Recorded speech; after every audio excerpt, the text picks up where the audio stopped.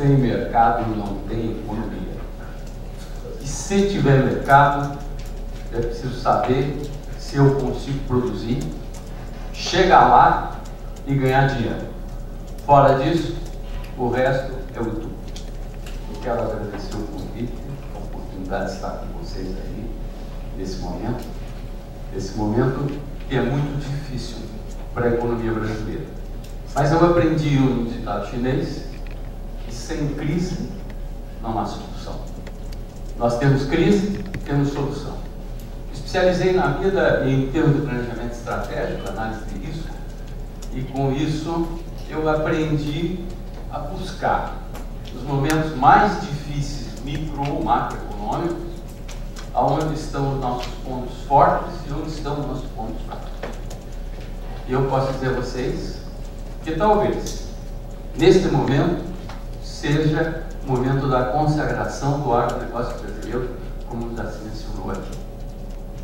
Hoje a saída da economia brasileira dessa crise, ela vai exigir uma porção de coisas, mas fundamentalmente que o governo economize, que o governo resolva receitas adicionais, mas que nós consigamos alavancar investimentos na economia brasileira para poder dar sustentabilidade ao desenvolvimento econômico e social. E aqui está a vantagem do agronegócio. Mas o que é isso que nós estamos falando do agronegócio? Agora, evidentemente, nesse momento, nós já visualizamos uma porção de coisas, na maioria das vezes nós temos que contextualizar um pouco mais. Isso é uma tarefa que hoje está facilitada, que meus companheiros já anteciparam isso. Mas não vale a pena deixar de fazer uma observação que há 50 anos este país era um importador de comida. Hoje, nós já somos o segundo maior exportador mundial do agronegócio, e se não atrapalhar demais, hein? Porque atrapalhando quanto atrapalha, nós já conseguimos chegar a segundo. Mas se diminuir um pouquinho o atrapalho, nós seremos o maior exportador mundial do agronegócio. Por que isso acontece? Acontece por uma conjunção de fatores fundamentais.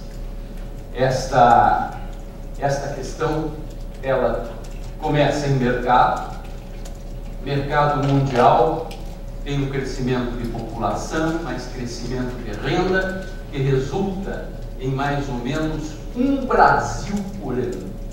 Então, por ano entra um Brasil no mercado de consumo mundial. Isso é um elemento interessante para saber que o mercado é crescente.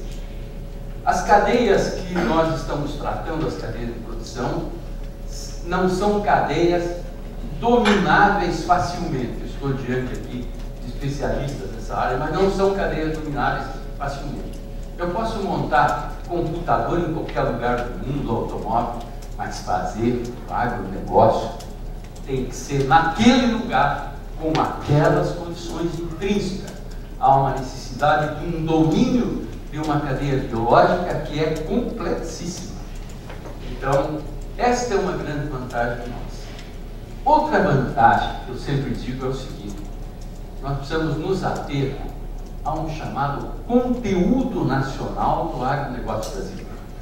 Costumo dizer, quando vocês pegarem um grãozinho amarelo de soja de milho, vocês deveriam se ajoelhar e agradecer que ele tem mais de 90% de conteúdo nacional.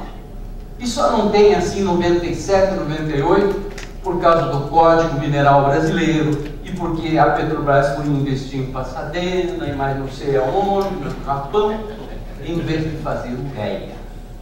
Nós poderíamos ter uma independência muito maior e um conteúdo nacional muito maior. Isso é uma dádiva, ter uma condição tão excepcional, e eu gostaria que você gravasse bem esta questão, conteúdo nacional, porque nós temos setores que têm sido fortemente protegidos no mercado brasileiro como em 2012 estava registrado pelo Sindipesas, o automóvel brasileiro tinha 25% de conteúdo nacional. Há uma diferença significativa. Então, estas são com algumas condições, e agora, outras condições que nós vamos ver. Nós temos um grau de concentração na oferta mundial do agronegócio que cresceu muito nesses últimos anos. Para que se tenha uma ideia, vamos pensar um exemplo: 86% das exportações de soja do mundo vem de 3 países: Brasil, Estados Unidos e Argentina. Há uma forte concentração. Pega petróleo, ninguém tem 10%. Isso é uma vantagem muito forte para nós, mas é uma ameaça para nós e para os consumidores do outro lado. Agora, por que acontece essa concentração? De um lado, porque nós temos uma dificuldade muito grande em terras para produzir. E eu vou mostrar aqui, primeiro, aquele país que há 50 anos atrás era importador, que situação ele atingiu, isso já foi apresentado. Agora, acho que vale a pena dar uma olhadinha no mapa mundi, porque todos nós sabemos como é esse mapa. Mas será que nós já meditamos que ali está a linha do Equador, que mais ou menos uns 85% das terras, de tudo que se produz, de tudo que se consome está do lado de cima? E olha, a maioria das terras está em grandes latitudes do hemisfério norte. Né? Então, por que é que nós faltam terras? Tanta terra em cima. Nós detemos cerca de 1/5 das terras que ainda podem ser incorporadas ao processo produtivo do agronegócio. Por quê? Estamos numa condição climática e uma condição geral da nossa geografia muito favorável. Lá em cima, na Rússia, por exemplo, lá tem áreas imensas, mas primeiro tem que varrer o gelo. Nós aqui temos áreas que nós tiramos 3 safras no ano sem irrigação. Isto, eu sempre digo, é uma dádiva divina. Essa vantagem competitiva, ela nos permite imaginar que nós vamos continuar dominando esse segmento. Até porque os 2 grandes players no mercado internacional, desses principais produtos do agronegócio, os Estados Unidos e a Argentina, eles praticamente já esgotaram seus limites de expansão. E nós não. Nós podemos duplicar, e até alguns dizem que nós poderemos triplicar esta produção. Eu vou dar um exemplo agora. Por que é que nós estamos chorando tanto com relação ao crescimento dos preços dos insumos, do não sei o que, do não sei o que? Quando chegamos em 2005, assumiu o Ministério da Agricultura um amigo meu, chamado Roberto Rodrigues. Eu disse: Roberto, o Ministério da Agricultura, aí uns 20, 30 anos atrás, criou uma estrutura muito inteligente, que são câmaras temáticas. A Câmara do Boi, da Galinha, do Pintinho, da Soja, do Adubo, do não sei o quê, e não tem uma de logística. Nós, da porteira para dentro, entramos no primeiro time do mundo, mas ao sair da porteira nós estamos arrasados. Tem a política econômica e um monte de outros penduricalhos, mas a logística é talvez a barreira pior, porque ela não nos permite sair para chegar nos mercados que nós precisamos. E eu gostaria que você criasse no Ministério da Agricultura uma Câmara de Logística. Hoje ela é a maior e tem cerca de 60 entidades entre públicas e privadas, e vocês vão ver algumas coisas aqui que não são mais ideias minhas. Hoje é um consenso da Câmara de Logística, inclusive essas palavras que eu já pronunciei aqui. Eu vou dar um exemplo da barreira logística. Não é o único, nem talvez o mais importante, mas é o que mais facilita a visualização de todos nós. O agronegócio nasceu aqui embaixo, no sul. Esse agronegócio dos grãos. Nós fomos exaurindo as terras, tivemos que ir subindo em busca de novas terras. À medida que nós subimos para norte, oeste, nordeste, nós estamos chegando em áreas sem infraestrutura. E hoje, vamos dizer, 2014, ponto de corte, nós chegamos à seguinte característica. Primeiro eu quero explicar essa linha pontilhada, o paralelo, 16 graus. Por que ele está referenciado ali? Eu fiz um estudo alguns anos atrás para tentar descobrir o dia que eu tivesse infraestrutura lá em cima e aqui embaixo, onde estaria um ponto de indiferença de custo logístico para determinar para que lado correriam os fluxos. E o paralelo 16 graus sul foi determinado como este ponto referencial de indiferença de custo. Pois bem, a partir daí nós começamos a fazer avaliações. E aqui tem uma avaliação que é muito interessante, inclusive para vocês visualizarem essa questão. A gente fala em milhão de toneladas, bilhão de dólares, mas nem sempre a gente consegue colocar essas peças no seu devido lugar. Vejam o que aconteceu em 2014. Esta região acima do paralelo 16 graus sul tem uma capacidade de exportação de 10 milhões de toneladas. Tirando o que ele consumiu lá, teve um excedente da ordem de 64 milhões de toneladas. Esse volume teve que descer em busca de portos de exportação. 64 milhões de toneladas. Vamos ver se alguém sabe o que é 64 milhões de toneladas. Só de soja e milho. Faça uma conta. O maior porto de carga geral do Brasil é Santos. Ele transitou em 2014 114 milhões de toneladas. Quer dizer que é mais da metade de um Santos. E sendo que em Santos eu estou somando petróleo, minério, container, tudo. E eu falei de 64 milhões só de soja e milho. Mais da metade de Santos. O segundo porto de carga geral do Brasil é Paranaguá. Fez 45 milhões. Quer dizer, 1,5 Paranaguá desceu de caminhão moendo por aí. Ora, isso aí tem consequências gravíssimas para o agronegócio. Eu acho que este gráfico da ANEC, ele deixa muito claro o que aconteceu com essa expansão do agronegócio. Aqui é 2003, lá é 2013, à medida que nós fomos subindo com a produção, nós fomos ficando mais longe dos terminais portuários de embarque, não é? Na busca dos mercados, e nós que tínhamos um custo o dobro do que era a Argentina e Estados Unidos, que estão ali representados, em vermelho Estados Unidos e azul a Argentina. Hoje nós estamos com um custo que é 4 vezes mais caro. 4 vezes mais caro. Isso é um ralo. Então, daí o adulto ficou caro, o não sei o que é ruim, o financiamento, um monte de problemas. Na verdade, o problema é fundamentalmente, estruturalmente para nós, é o problema da logística. E isso aí nos permite fazer algumas avaliações, simulações e análises, como esta aqui. Eu dei esses números para vocês. Agora vamos imaginar que a gente consiga construir lá nas novas fronteiras, no que nós chamamos de Arco Norte, uma capacidade de exportação de terminais de 5 milhões de toneladas por ano, que é um bruto terminal. 5 milhões não é brincadeira, é mais do que 10% do total da movimentação do Paranaguá.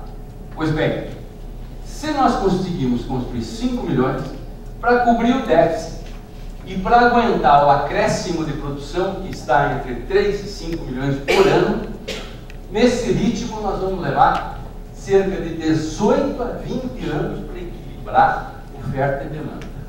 Será que o Brasil pode ter paciência de aguentar isso? Será que a economia aguenta?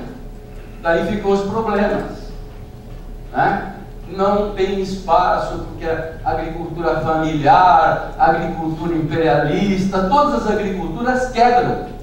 Mas não é por outra razão a não ser a sua falta de competitividade para atender o mercado que existe. Então, nós precisamos, em primeiro lugar, e daí o meu xará já roubou minha frase, né? Se tiver porto, eu vou chegar lá de trem, de caminhão, em lombo de burro, mas eu chego num porto e chego no mercado internacional. Se eu não tiver porto, que é o que tem no Brasil hoje, então eu estou quebrado. Vejam agora, quantificando também uma avaliação feita pela AgroSoja, que é muito interessante. O estado de Mato Grosso exportou 28 milhões de toneladas no ano passado. Nós pegamos Sorriso como base média de referência e fizemos uma conta. Quanto custa hoje e quanto poderia custar se eu tivesse terminais lá? Uma diferença de 43 dólares por tonelada. Bom, quanto custa uma tonelada de soja? Valor referencial, 450 dólares. Quer dizer, então, eu estou perdendo mais ou menos 10% do valor do produto numa ineficiência, numa das ineficiências, que é o caso da logística portuária. Agora, quanto vale uma tonelada de milho? Preço referencial, 200 dólares por tonelada. Produto que vale 200 dólares não aguenta 126 de logística. Nunca. Nós estamos perdendo o mercado internacional de milho por causa disso. Para que vocês tenham uma ideia, a Câmara de Logística, nós fizemos uma avaliação no ano passado, que nós tivemos um fenômeno chamado abortamento de produção. Nós deixamos de produzir, o ano passado, nessas novas fronteiras, mais ou menos 4 milhões de toneladas entre soja e milho. Por quê? Porque produtores não vão produzir prejuízo e não produziram. Eu me lembro que no começo desse ano, virada do ano, uma saca de milho em Sinop valia R$7. Em Cascavel valia 23. Isso é a diferença logística. Claro, ninguém iria produzir para vender milho a R$7. Isso seria produzir prejuízo. Esta é uma demonstração clara, mas eu gostaria de fazer um registro para vocês. Vocês vejam o rombo de 1 bilhão e 200 milhões de dólares que o estado de Mato Grosso sofreu no ano passado por causa dessa deficiência logística. Isto foi um dinheiro que, em vez de ir para o desenvolvimento econômico social, ele foi jogado no ralo da ineficiência logística. Este número, nós expandimos para o Brasil e para todos os produtos, inclusive os containerizados, é um número absurdo. É um número absurdo. Aqui é o gráfico da balança comercial, que eu também quero chamar a atenção. Nós estamos em crise, nós já falamos em conteúdo nacional. Vamos qualificar uma outra coisa aqui. Nós fizemos uma análise desde 89 até 2014. O que aconteceu? O verdinho é o saldo comercial do agronegócio. Azul é o resto da economia brasileira. E vermelho é a resultante. Pois bem, o ano passado nós já entramos, como Brasil, no déficit comercial global. Mas se vocês analisarem aqui, este gráfico, vocês vão observar que quem segura a balança comercial do Brasil é o agronegócio sozinho. O resto da economia é um rombo só. É um rombo só.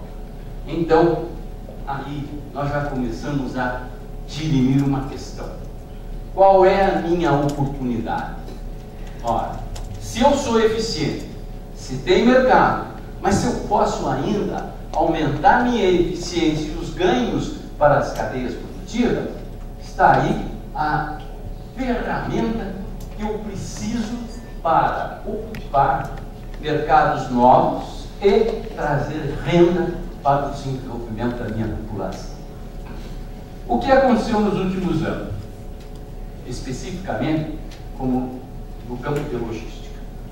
Nós temos assistido que, numa crise dessas, procura-se jogar pedras em algumas pessoas.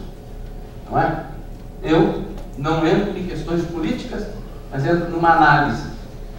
Por quê?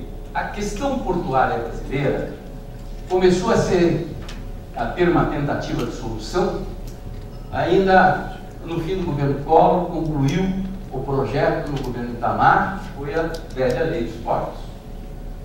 Essa lei foi de 93. E daí começou a surgir uma interpretação na ANTAC quanto à expansão dos terminais privados no Brasil. Em 2008, o presidente da República baixou um decreto 6620 para garantir a cartelização e o estancamento da expansão portuária no Brasil. O decreto 6620.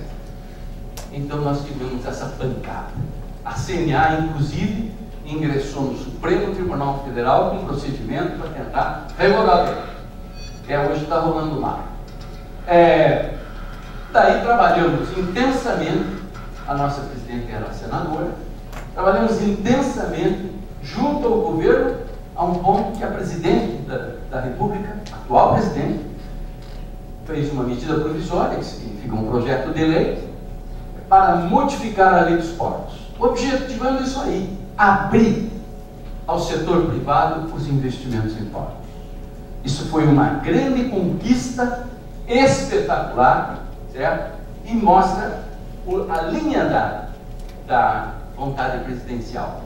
Mas já foi dito, me perdoe, não me lembro quem, um país, eu acho que até foi você, um país desse tamanho, com essa complexidade, é difícil de governar. Então, a decisão presidencial, o que aconteceu nos escalões inferiores?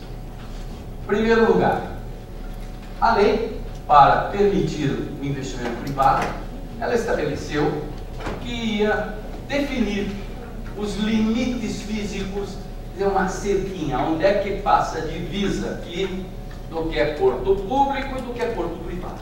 O que não for porto público é território privado, a iniciativa privada pode investir à vontade. E estabeleceu um prazo. Até junho de 2014, todas as poligonais deveriam estar definidas. Se nós pegarmos simplesmente os portos de Rio Grande, São Francisco, Paranaguá, Santos, Rio de Janeiro, Vitória, não estão com as poligonais definidas e o prazo já se venceu há mais de um ano. Certo? Isto é, primeiro, uma transgressão à lei, mas é um obstáculo terrível, porque hoje nós temos, entre investimentos privados, em terminais privados e na área pública, 50 bilhões de reais para investimento no setor portuário. 50 bilhões. Se nós, no desespero de aumentar o investimento no Brasil, estamos com a faca, o queijo na mão e não conseguimos resolver o problema. Então, esta questão é uma questão estratégica que não precisa inventar nada. É simplesmente cumprir a lei. E é tão claro, porque qual é o porto que não sabe o que é terreno público e o que é terreno privado? É claro que sabe. A outra questão é que dentro dos portos públicos as áreas devem ser licitadas. Tem áreas que estão livres, elas são licitadas e não haverá polêmica. Tem áreas que estão ocupadas, vai ter polêmica. Então vamos acelerar aí as licitações nas áreas livres, vamos deixar outra. Agora tem uma outra questão que também foi inventada, não pela Presidente da República. É um cronograma que foi estabelecido pela Secretaria de Portos para liberar as licitações. Olha, um sujeito enforcado, você chega para ele e diz, olha, você espera que primeiro eu vou resolver não sei quem, depois vai chegar a sua vez. Nós, numa situação de penúria no setor portuário, precisávamos acelerar todas as licitações. Para que vocês tenham uma ideia, eu fui do Conselho da Administração Portuária de Paranaguá. Em agosto de 2012, nós estávamos com toda a documentação pronta para licitação. Autorização ambiental, que aqui no Brasil é milagre conseguir, não é? Da prefeitura, da Receita, não sei quem, tudo isso, os projetos básicos prontos, terreno piqueteado, Agosto de 2012, já conseguimos autorização? Não. Estamos na fila. Tem uma fila e quando, embora sejam licitações de portos públicos, não vai um centavo de dinheiro de governo. Isso é captura de dinheiro privado. E além de outras coisas que tem ali, e um dia, se vocês quiserem se divertir, sofrer bastante, vocês me convidam e nós vamos analisar cada ponto desse. Outra questão que eu só vou passar rapidamente, porque para o Brasil isto é vital, é a questão da política de gestão hidroviária. Olhem no mapa, as principais hidrovias brasileiras, excetuada a hidrovia do Tietê-Paraná, elas estão vinculadas às ligações internacionais do Brasil. E nós tivemos há uns 3 meses atrás uma reunião sobre a questão hidroviária e a FENAVEGA fez um apelo às autoridades porque está ficando insuportável a questão do tráfico de drogas, tráfico de armas, roubo, pirataria nos rios brasileiros. E a denúncia maior foi no Rio Madeira. No Rio Madeira. Imagine, as do Rio Paraná não fazem parte da matéria tratada pela FENAVEGA, que é a navegação. No caso do Rio Paraná, é tráfico puro, não é? E nós estamos assistindo. Então, nós vamos ter que ter uma solução grande, forte e de soberania nacional. Eu não sou estatista, mas acho que é uma questão que as Forças Armadas vão ter que assumir. Nos Estados Unidos, a hidrovia do Mississippi é gerida pelo Exército americano. Pedágios. Nós temos um problema. Desequilíbrio dos preços do pedágio, evidentemente.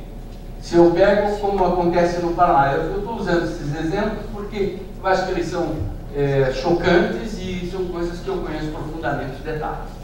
No Paraná, o preço do pedágio por 100 km, que é uma licitação das primeiras que aconteceram na década de 90, ele é 4 vezes mais caro do que as licitações feitas em 2008. Então, isso se caracteriza como uma espécie de barreira de custo logístico para que a produção chegue até os principais centros de consumo. Então, nós, em 2005, a Câmara de Logística, a partir de um trabalho que eu tinha feito para o governo, lá para a Federação da Agricultura do Paraná, nós desenvolvemos a tese de que as licitações de concessão de ferrovia, rodovia, essas coisas todas, não deveriam ser quem dá mais para ficar com o pedágio. Porque, afinal de contas, nós já pagamos tributo de tudo que é tipo para ter e não tem. E ainda tem que pagar o pedágio, e depois o pedágio tem entre 20% e 30% de tributo em cima, gente. Pois bem, nós conseguimos em 2007, o DENIT tinha lançado os editais, o ministro da Agricultura era o Reinhard Steffens, mostramos a ele o erro técnico, né, consagrando ainda quem dá mais. Eu sei que ele se virou dentro do governo, os editais foram recolhidos, em 2008 foram reeditados e passou a prevalecer quem vai cobrar menos do usuário. Pois bem, nós corremos um risco de querer voltar a isso por causa da crise financeira do Estado. Temos tido todas as promessas de que não vai ficar como está. Mas nós partimos para uma outra solução, que aqui é mais difícil de discutir, porque nós teríamos que entrar em detalhes técnicos e, evidentemente, não é o objeto da nossa questão. Mas deixar essa questão. Nós queremos partir, de vez do julgamento ser entre dar dinheiro de concessão ou não, eu acho que concessão ou versus menor tarifa, usar ainda um critério adicional, porque eu tenho, por exemplo, uma BR-163. Essa BR, que é a Cuiabá-Santarém, ela vai ter que ser duplicada, graças ao volume de grãos que ela vai ter que transportar. Então ela tem um investimento brutal, é uma coisa. Eu tenho uma estrada que já é pista dupla, está prontinha, é só fazer manutenção, é outra coisa. Então são custos diferentes que vão resultar em pedágio diferente. Então nós propusemos adotar um pedágio referencial de R$ 5,00 por 100 km base junho desse ano e licitar quem fica menos tempo com o pedágio para manter isso e fazer os benefícios existentes no projeto. Porque daí vai ter que construir passarela, viaduto, desvios, não sei o que, sempre terá um volume de obra. Então, este seria o ônus, e do outro lado ele teria já a definição de tarifa básica, para nós não criarmos no Brasil pedágios diferenciais que se tornam barreiras logísticas, e na diferença de tempo de concessão, quem fosse mais competente teria menos tempo e atenderia a nossa demanda. Essa é uma questão que eu passo rápido. A outra é a questão ferroviária. As ferrovias brasileiras, pelo modelo de concessão, e isso não é uma crítica, porque quando se faz pela primeira vez alguma coisa, a tendência de oportunidade de erro é muito grande. Nós tivemos erros. O Brasil, ele tem uma velocidade de crescimento, ele teve uma velocidade de crescimento tão grande, e eu dou um exemplo. Seguinte, eu estava no Banco do Brasil em 91, eu me tornei presidente do banco, daí ganhava um enxoval. Tinha um motorista para levar em casa e um telefone celular. Tinha 1000 telefones celulares no Brasil no ano de 91, minha gente. No ano de 91. Olha, hoje tem 200 e não sei quantos milhões. Telefone era uma coisa que entrava no inventário, entrava na relação de bens. Hoje os caras estão dando e comprando o telefone de cara. Então, não é uma crítica ao que se fez, é uma análise de que esse modelo envelheceu e nós precisamos sair do monopólio e entrar no modelo competitivo. A solução encontrada pelo próprio governo em 2011 foi um conjunto de marcos regulatórios. Eu trabalhei, eu e mais outros técnicos, trabalhamos junto à EBR, o Bernardo Figueiredo, esse estudo, e estabelecemos novos marcos regulatórios. Então eu acho que agora, nessas transformações que nós vamos fazer, nós temos que adotar um procedimento. Não dá nenhuma prorrogação de concessão ferroviária. Relicita tudo. Tá? Primeiro, faz uma varredura da inadimplência das concessionárias ferroviárias, que é uma brutalidade. Tá? Faz uma varredura para imputar as responsabilidades.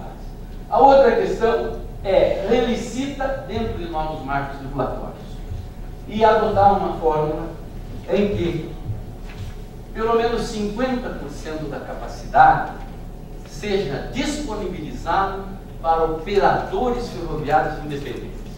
O modelo hoje é o seguinte: um cara ganhou a linha, ganhou a operação, ele tem o direito de 100%.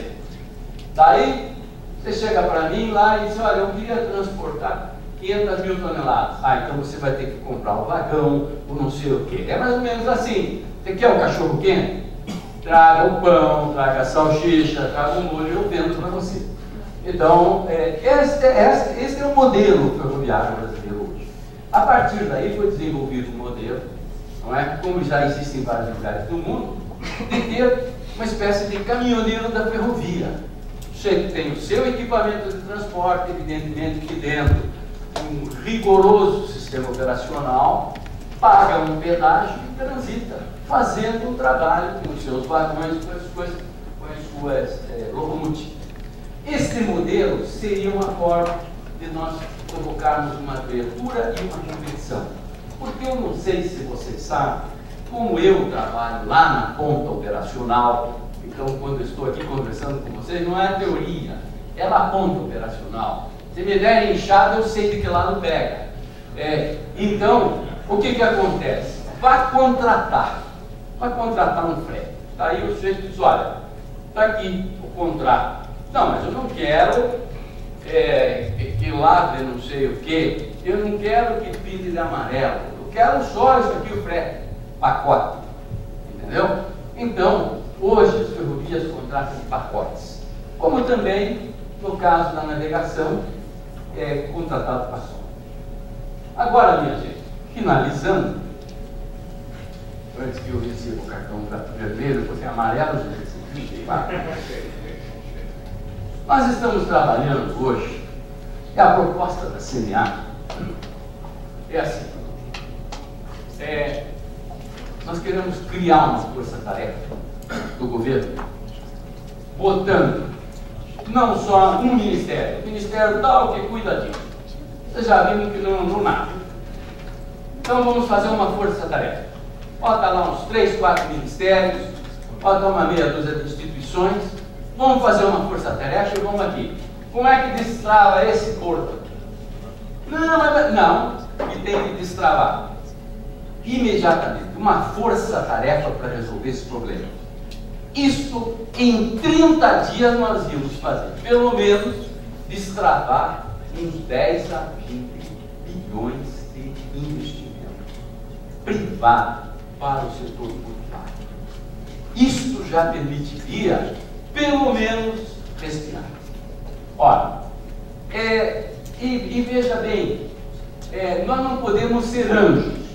Nós achamos que as empresas têm o direito de ganhar, as empresas têm o direito de trabalhar com liberdade, mas o governo tem que fazer a sua parte, provocar a competição, porque é da competição que vai nos dar eficiência, capacidade de chegar no mercado com os menores preços em relação aos nossos concorrentes. Tem mercado, nós sabemos produzir, temos competitividade, nós estamos no céu. Esta é a visão que nós temos.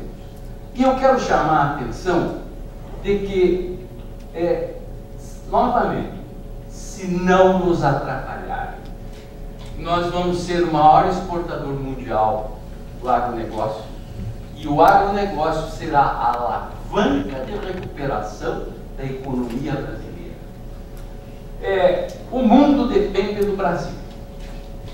E eu chamo a atenção de vocês. Essa dependência para nós é muito importante. Muito importante. Ele, para se abastecer, ele precisa de nós. Eu, quando comecei a lidar com esses assuntos na CNA, há 15 anos atrás, eu ia discutir problema de grãos, lá, e falava com 4 empresas.